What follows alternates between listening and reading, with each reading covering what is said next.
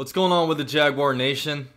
UCF Jaguar back with GenJag.com, and last Sunday the Jaguars lost in overtime to the Jets by a score of 23-20. Still really pissed off about the game, but I was able to go back and rewatch some of the coaches' film to see what really went wrong with our, passing game, with our run defense and all that kind of stuff. So let's go ahead and recap it. It might be a little late, but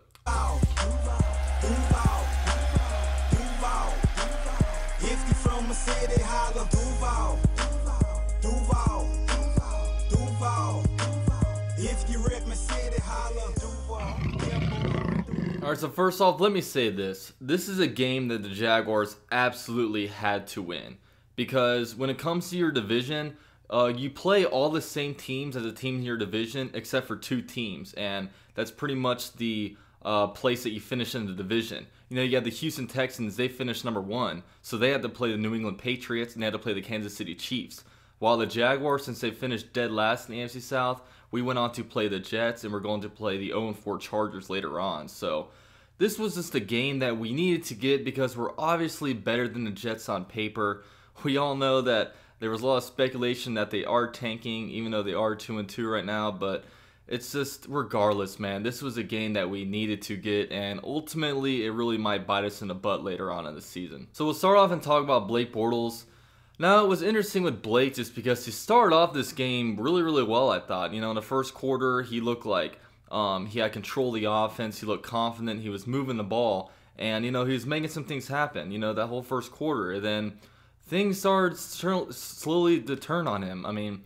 It looked like he got hit by Jamal Adams. Then after that hit that he took, he just wasn't the same player. When I rewatched the game, this guy, it's not like his throwing motion is bad. It's just his footwork was really bad.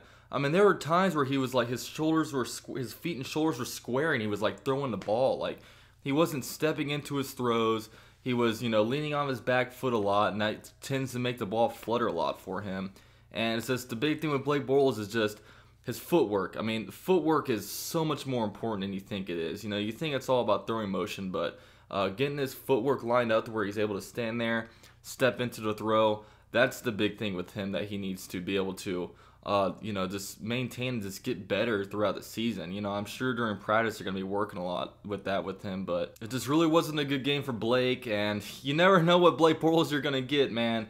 In week 3 when we played the Ravens, he looked outstanding. Blake Bortles played great. He was making all these throws, all kinds of impressive things. He looked comfortable and stuff like that. But then last week just did not look good at all. I don't know what it was. I don't know why he can't stay consistent. But this is what we're going to be getting out of Bortles. You know what I mean? You don't know what you're going to get. We know he may not be the greatest quarterback and whatever, but you'd like to see him be able to put together some, more consistent games. But at this point, I know a lot of Jaguar fans are very, very frustrated with the quarterback play, but there's really not much we can do. I think he's definitely the better option than Henne because, a lot of those throws that he threw off his back foot were plays that he was able to escape, and there were probably plays where Henne might get sacked. So his escapability is a lot better than Henne. A lot of people say, oh, Henne will at least not turn a ball over. Henne in his career has more interceptions and touchdown passes, so we don't have a good quarterback in Henne back there. If I were to sit here and speculate on whether or not Ryan Nassib should start, I don't know anything about the guy. He's had 10 NFL career passing attempts, so to act like I know anything about this guy, I would just be bullshitting you. But in this game, when all comes down to it, we lost a close game obviously in overtime, but we needed somebody to make a play. We needed somebody to make a play, and guess what? Bortles was in there, on a third down throw in overtime. He sat in the pocket, delivered a strike, hit Marquise Lee right in the chest, and Marquise Lee dropped it. You know what I mean? Bortles was sitting there, he was able to finally make a play, but our playmaker wide receiver just wasn't able to do it. Marquise Lee dropped it, which, it would have set us up for a field goal within 50 yards, would have set us up for a 1st and 10, and then it would have given us 3 tries to, run the ball and try to get as close as you can to the field goal. Obviously, it's not guaranteed, but you expect your kicker to be able to make that, you know what I mean? But our passing game is definitely broken right now. The absence of Allen Robinson is killing us, I think, man. We don't have any big go-to kind of target to go to.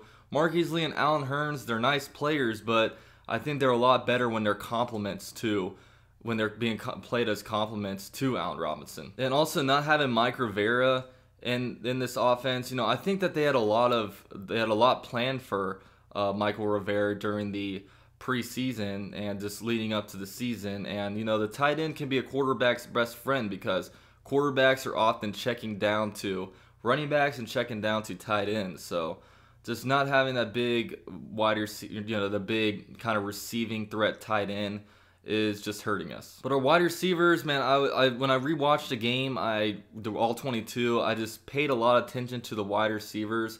You know, while sometimes they are open, I'm just not seeing much separation out of them, and it stinks. You know what I mean? Like, our third wide receiver right now is an undrafted dude out of Kentucky Wesleyan.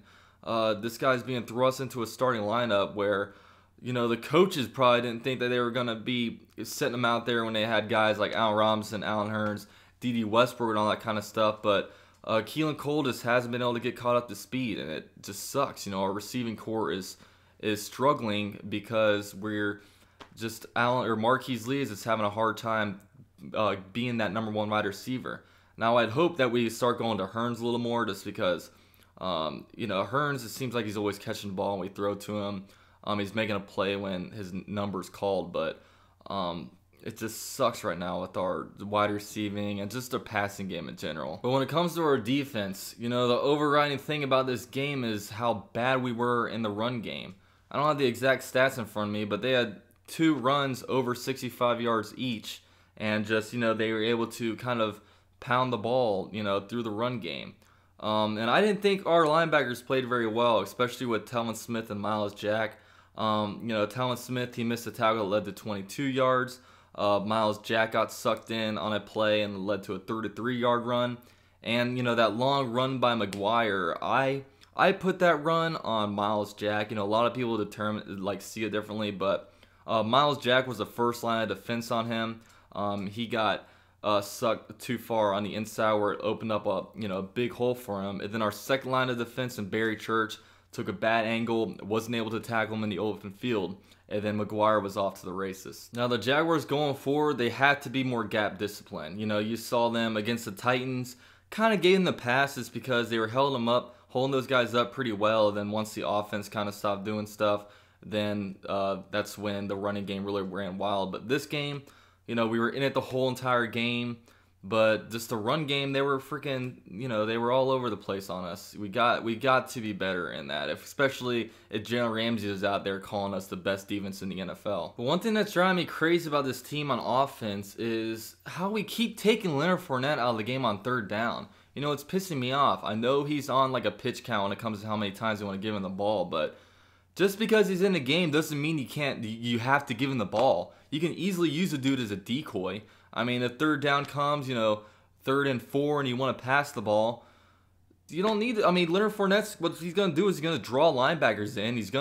He's by far the most explosive, electrifying player on our offense, I would say. So when he's in a game, they take notice that he's in there, and then taking him out on 3rd down, you know, I just think it's dumb. Like, I don't see the point in doing it. But it's just so weird with this team, man. Like, I'm up, down on them. Obviously, because we're winning and losing every other week. But, you know, we got a tough matchup against the Steelers coming up. You would have liked to be going into this game as 3-1. And, you know, if you lose, you'll be 3-2 going to home. But, you know, we're 2-2 right now.